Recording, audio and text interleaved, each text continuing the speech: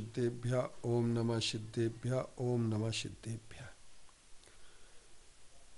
नमः श्री ओर्धमानाय निर्धूत कलिलात्मने सालोकानां त्रिलोकानां यद विद्या दर्पणायते।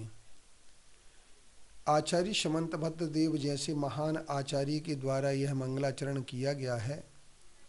इस मंगलाचरण में भगवान का स्वरूप को निश्चित करते हुए यह बताया गया है कि भगवान वही होते हैं जो वीतरागी सर्वज्ञ और हितोपदेशी होते हैं, जिनके वर्धमान पना होता है, जिनके वर्धमान पने की स्थिति होती है और जो तत्व ज्ञान से वर्धमान होते हैं, प्रमाण नय से वर्धमान होते हैं, जिनके अंदर हर दर्शनों की विशेषता पाई जाती है। क्योंकि यह बात सुनिश्चित है कि ईश्वर को जैन दर्शन मानता है, परंतु जैन दर्शन ईश्वर को कर्ता नहीं मानता है।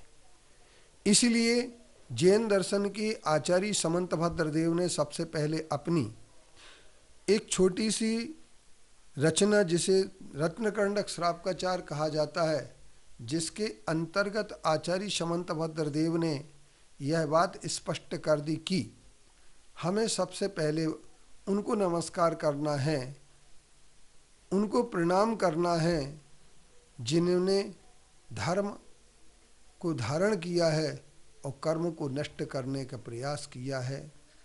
नमः श्री वर्धमानाय निर्धूत कलिलात्मने। और श्री का अर्थ मोक्ष होता है, श्री का अर्थ लक्ष्मी होता है, श्री का अर्थ जिनवाणी का एक अर्थ होता है। जिसने श्री को समझ लिया है, इसलिए इसी का नाम श्रीपुर पड़ता है। और श्रीपुर पार्श्वनाथ स्तोत्र जो आचार्य विद्यानंदी जी ने लिखा है, उस श्रीपुर का अर्थ यह होता है, श्री माने मोक्षपुरी। और मोक्षपुरी को जिन्होंने समझ लिया है, उन्होंने मोक्षपुरी को जिन्होंने समझ लिया है और जो मोक्षपुरी तक पहुंच गए हैं, उसका नाम श्रीपुर पार्श्वनाथ स्तोत्र है। और जो मोक्ष तक पहुंचे, ऐसे भगवान पार्श्वनाथ का स्तोत्र लिखने के लिए श्रीपुर से ही एक शब्द श्रीपुर बनता है प्राकृत भाषा में, और अपभ्रंश भाषा में इसका शब्द बन गया शिरपुर। और हम ये कह सकते हैं कि शिरपुर पार्श्वनाथ भगवान भी वर्धमान हैं और 24 तीर्थंकर जितने भी हैं वो सब वर्धमान हैं। क्योंकि अवृद्धमाना इति वर्धमाना, अकार का यहाँ पर लोप हो जाता है और रिद्धमान से वर्धमान बन जाता, अर्थात जिनके अंदर तत्व ज्ञान की निरंतर वृद्धि होती रहती है, जो इतने ज्ञान के केवल ज्ञान को सालोकानाम त्रिलोकानाम, जिनके अलोक और लोक दोनों ही जिनके ज्ञान में झलक चुके हैं, ऐसे सर्वज्ञ देव, वीतरागी सर्वज्ञ देव, जिनकी विद्या में सारा कुछ झलकता है, उसी के लिए ही श्री कहा जाता है।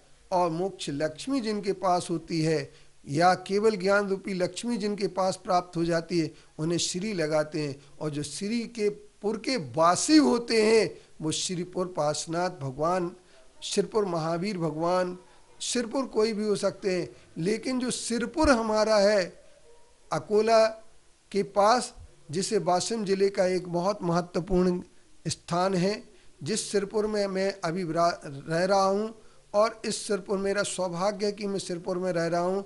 और सिरपुर के पार्श्वनाथ भगवान अंतरिक्ष पार्श्वनाथ कहे जाते हैं, जिन अंतरिक्ष पार्श्वनाथ के लिए महाराजा एल ने जिनकी स्थापना करने का प्रयास किया था। और यह एक बात सामने आई है, एल राजा का एक इतिहास हमें प्राप्त होता है।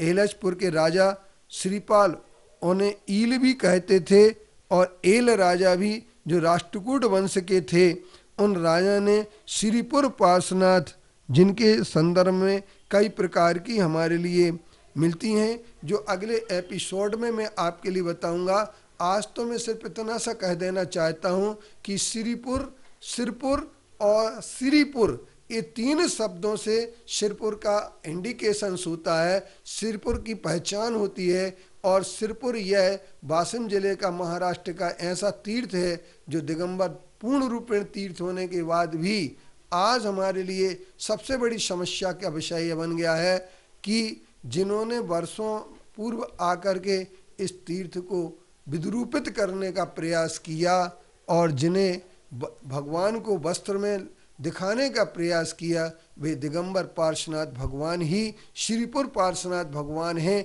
और इन श्रीपुर पार्श्वनाथ भगवान की जो भी उपासना करता है, जो भी इनकी वंदना करता है, जो भी इनको नमस्कार करता है, जो भी इनके